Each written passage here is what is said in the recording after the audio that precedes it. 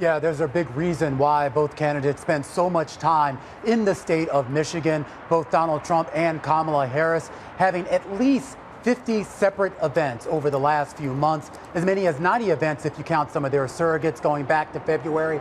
They see the potential to win this state, a state that is certainly a swing state to the fullest. Only about 1 percentage point in the major polls separates Donald Trump and Kamala Harris at the top of the ticket. And there are even more competitive races down ballot. A key Senate race between Alyssa Slotkin versus Mike Rogers, as well as 2 open congressional House seats that are up for grabs. It could help determine the complexion of both the House and the Senate when the new Congress is sworn in January. I did have a chance to catch up with Secretary of State Jocelyn Benson a little bit earlier. She said that so far the election day has gone smooth. She expects that the tally of counting will go, though, into the night, and though she expects that we will have formal results in Michigan sometime on Wednesday afternoon. And while, of course, there are a lot of serious issues being debated here in this election, it's not all serious business, Joe and Kaylee. In fact, one of the hottest items out here right now, one of the biggest souvenirs, are those I voted stickers. You know, kind of those boring stickers with the American flag. Well, Michigan had a contest where they invited people to come up with their own designs for I voted stickers. 9 designs won, and they are creative, to be sure. I'm not sure how well you can see this, but one of the winners is right at the top. This is Joyce, a middle schooler from Grosse Pointe, Michigan. This is a depiction of a werewolf ripping off his shirt, Hulkamania style, with I voted in the background. Fantastic. This is the kind of color we need on election night. Bloomberg's Romaine Bostick reporting live from Detroit. Thank you so much. And now we turn to Raleigh, North Carolina, where we find Bloomberg's Anna Edgerton. Anna, it's not just about the presidential race where you are, but also a key gubernatorial one.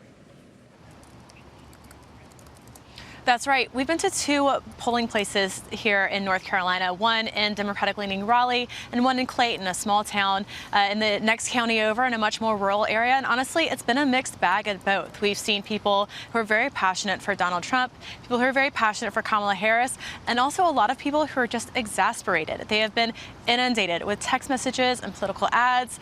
Everyone is just ready for it to be over, whether or not they are eagerly awaiting the results or are less invested in the outcome. Everyone's just ready for it to be over.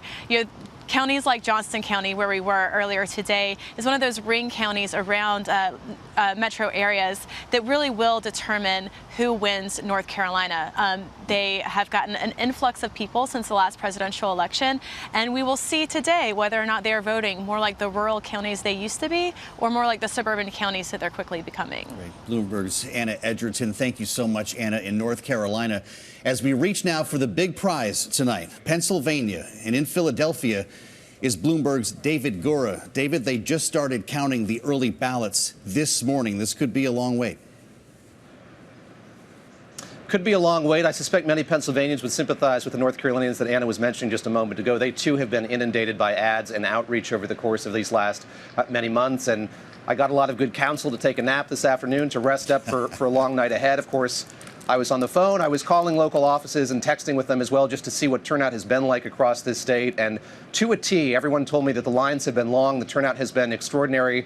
And I should say there have not been many problems at those polling places across this state, in places like Monroe County and Lackawanna County. I do want to note there have been a few irregularities, if you can call them that. There were some delays in a couple places in this state, and the courts have intervened here to extend voting in a couple of those places in Lucerne County, which is outside of Scranton. At one particular polling place, there was a delay this morning. A judge has said it can stay open now until 9:30, so an hour and a half later than scheduled, and folks can cast provisional ballots there if they want to or need to. Another place is Cambria County, that is outside of Pittsburgh in this state. Some delays there this morning as well. There's a 2-hour extension there. Again, what voters will be able to do at those places is cast provisional ballots. Those will not be counted by law until Friday of this week. But, Joe, you mentioned the process that's been underway here.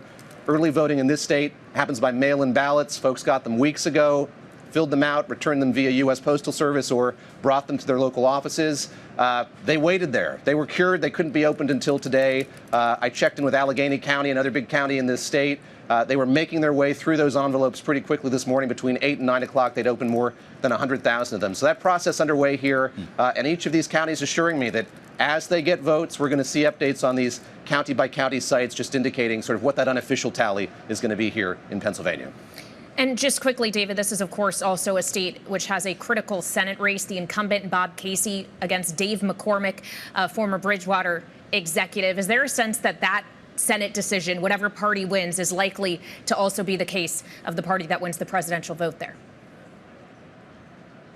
There is that sense, but I just want to underline how important this Senate race is. Yes, the path to the presidency historically has been one that runs through Pennsylvania. This is a Senate seat that could determine the balance of power in the United States Senate. And Bob Casey, the incumbent Democrat, has been in the Senate for 3 terms now. He's going for his 4th. He's the son of a 2-time governor of this state. Dave McCormick has run for Senate before in a primary against Mehmet Oz. He lost that primary, didn't get to run the sort of general election for that Senate seat. So he's running again, trying to make a go of it. And we've seen here in recent weeks him narrowing, coming a little bit closer to Bob Casey in that poll. So that's something we're going to be watching very closely here. And as you say, could be really pivotal here as the night unfolds.